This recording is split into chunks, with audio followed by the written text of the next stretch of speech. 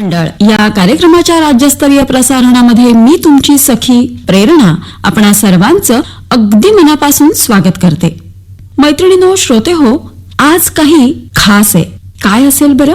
अगं, हे तर आपल्याच उपयोगाचं आहे. बघ ना, थोडंसं आठव. कदाचित कॅलेंडर सुद्धा तुला सांगेल. अगदी बरोबर. अगं सखी, आज राष्ट्रीय बालिका दिन आहे. त्याचबरोबर अगदी उद्यावरतीच रथसप्तमी सुद्धा आलेली आहे. आणि आपण ज्या मैत्रिणीला आज भेटणार आहे ना, ती तर हरहुन्नरी कलाकार आहे. खरंच हा सगळा त्रिवेणी संगम आज आपल्या वनिता मंडळ या कार्यक्रमामध्ये मिळून आलेला आहे. आज 24 जानेवारी. आजच्याच दिवशी दरवर्षी आपण राष्ट्रीय बालिका दिन भारतामध्ये साजरा करतो. मुलींचे हक्क, शिक्षण, आरोग्य आणि सामाजिक समानता या सगळ्याच गोष्टींबद्दल जागरूकता निर्माण करणं, त्यासोबतच समाजामध्ये मुलींसमोर येणाऱ्या लैंगिक असमानता, भेदभाव आणि हिंसा यासारख्या भयानक समस्यांवरती प्रकाश टाकणं, हाच तर याचा मुख्य उद्देश आहे. हा दिवस महिला आणि बालविकास मंत्रालय आणि भारत सरकारने 2008 पासून सुरू केला. मुलींच्या शिक्षणाला प्रोत्साहन देणं, त्यांना प्रत्येक क्षेत्रामध्ये समान संधी देणं, लैंगिक भेदभाव किंवा रूढीवादी विचारसरणी विरुद्ध समाजामध्ये जागरूकता आणणं, मुलींच्या शारीरिक त्याबरोबरच मानसिक आरोग्याबद्दल आणि त्यांच्या संरक्षणाबद्दल जागरूकता पसरवणं, बालविवाह, मुलींची घटणारी संख्या यासारख्या भेदक समस्यांवरती लक्ष केंद्रित करणं, अशा काही मुख्य उद्दिष्टांनी हा आजचा दिवस साजरा केला जातो. मुलींचं आपल्या आयुष्यातील जे महत्व आहे ना, ते सगळ्यात महत्वाचं जाणून घेणं, त्यांना सक्षम बनवणं, हेच तर या सगळ्याचं मूळ आहे. एक मुलगी शिकली की सारं कुटुंब शिकतं. समाजाला एकत्र आणण्याचं काम या मुलीच तर करतात. मैत्रिणींनो, जसं आपण 3 जानेवारी हा सावित्रीबाई फुले यांच्या जयंतीनिमित्त बालिका दिन साजरा करतो, त्याच पद्धतीनं आजचा हा राष्ट्रीय बालिका दिन. आपणा सर्वांना या राष्ट्रीय बालिका दिनाच्या खूप साऱ्या शुभेच्छा. त्याबरोबरच रथसप्तमीच्या सुद्धा खूप खूप साऱ्या शुभेच्छा. पूर्वेच्या पडले की सहजच मनाला वाटून जातं, आपला भारत देश हा विविध रंगी कलागुणांनी संपन्न असा देश आहे. आपल्या भारतातील काही परंपरा ज्या वेगवेगळ्या प्रांतांनुसार बदललेल्या आहेत, या सगळ्या प्रथा परंपरा आजही आपल्या मैत्रिणी तितक्याच उत्साहाने साजऱ्या करत असतात. तुमच्या लक्षात आलं असेलच आज मी कशाबद्दल बोलतेय. अगदी बरोबर, अगदी उद्यावरच येऊन ठेपलेली रथसप्तमी, ज्याला आपण माघी सप्तमी, भानुसप्तमी, आरोग्य सप्तमी अशा वेगवेगळ्या नावांनी ओळखतो. खरंच हा दिवस आरोग्य, सौभाग्य आणि समृद्धीसाठी म्हणून साजरा केला जातो. सूर्यदेवाच्या 7 घोड्यांच्या रथाचा प्रवास या दिवसापासून सुरू होतो, म्हणून ही रथसप्तमी. खरं तर हा सूर्यदेवाचा जन्मदिन. सूर्योदयापूर्वी स्नान करून लाल फुलं, चंदन अर्पण करून सूर्याला अर्घ्य देण्याची परंपरा आहे.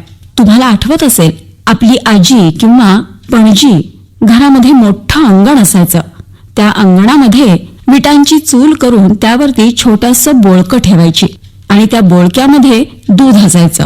छान त्याला अग्निदेवता प्रसन्न झाली की त्या अग्नीच्या माध्यमातून हे दूध उकळायचं आणि ते उतू जायचं. दूध उतू जाण्याची प्रथा म्हणजेच ज्या बाजूला हे दूध उतू जाईल त्या बाजूला सगळा कसा सुगीचा काळ असणार आहे, अशी एक प्रथा आहे. अंगणामध्ये सूर्यप्रतिमा काढली जाते. हा दिवस सूर्यदेवाला समर्पित असून पूजा केल्यामुळं सुख समृद्धी मिळते अशी एक मान्यता आहे. सूर्यापासून आपल्याला उष्णता मिळते. जेवढ्या प्रमाणात हवी तेवढ्या प्रमाणात आपण ती घेत असतो. काही वेळेला कोवळ्या उन्हामध्ये आपण लहान मुलांना ठेवतो, कारण त्यांना त्याची गरज असते. बरीच जीवनसत्व या कोवळ्या उन्हामधून आपल्याला मिळत असतात आणि म्हणून याला आरोग्य सप्तमी असंही म्हणतात मैत्रिणींनो. कारण सूर्यदेवाच्या कृपेने आपल्याला आरोग्य लाभतं असंच मानलं जातं. हा मन्वंतराचा पहिला दिवस मानला जातो. सूर्य आपल्या 7 घोड्यांच्या रथामध्ये बसून प्रवास सुरू करतो अशी एक समजूत आहे.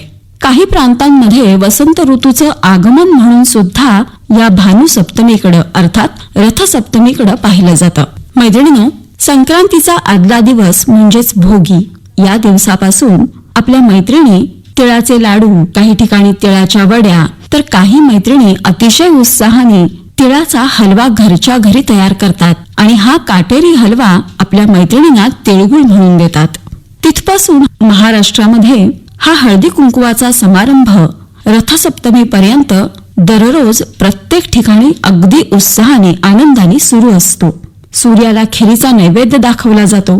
रथसप्तमी ही वसंत पंचमी नंतर 2 ते 3 दिवसांनी येते. मैत्रिणींनो, श्रोते हो, हा वसंत ऋतूच्या आगमनाचा सण सुद्धा मानला जातो. विशेषतः दक्षिण भारतामध्ये उत्साहाने साजरा केला जातो. आपल्या संस्कृतीच्या दृष्टीने सुद्धा या दिवसाला विशेष असं महत्व आहे. वेगवेगळ्या ठिकाणी सूर्य मंदिरामध्ये सूर्यनारायणाचा जन्मोत्सव साजरा केला जातो. हेच बघा ना, कोणार्क या ठिकाणी जे सूर्य मंदिर आहे ना, त्या सूर्य मंदिरामध्ये या दिवशी या सूर्यनारायणाचा जन्मोत्सव साजरा होतो. मलियप्पा मंदिरामध्ये रथयात्रा आयोजित केली जाते. तिथून देवांची मिरवणूक काढली जाते आणि या पुण्य पर्वासाठी तीर्थक्षेत्री भाविक प्रचंड संख्येने गोळा होतात.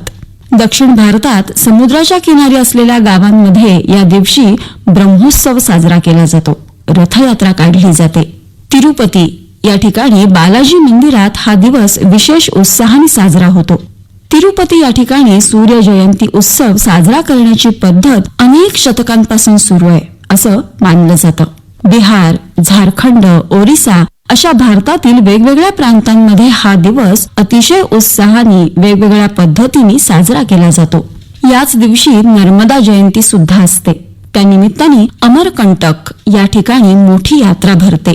अशी ही रथसप्तमी, भानुसप्तमी, अर्कसप्तमी अशा वेगवेगळ्या नावांनी ही माघ शुद्ध सप्तमी आपण साजरी करतो. मग काय मैत्रिणींनो, तुम्ही सुद्धा हळदी कुंकवाच्या तयारीला लागला असाल ना? अर्थात बऱ्याच मैत्रिणींचं हळदी कुंकू करून झालंही असेल. सौभाग्य लेणं वाण म्हणून एकमेकींना देऊनही झालं असेल. तर काही मैत्रिणींची लगबग सुरू असेल. आपला कार्यक्रम सुद्धा असाच दमदार आहे. कार्यक्रमामध्ये आता एक छान आपण गाणं ऐकणार आहोत.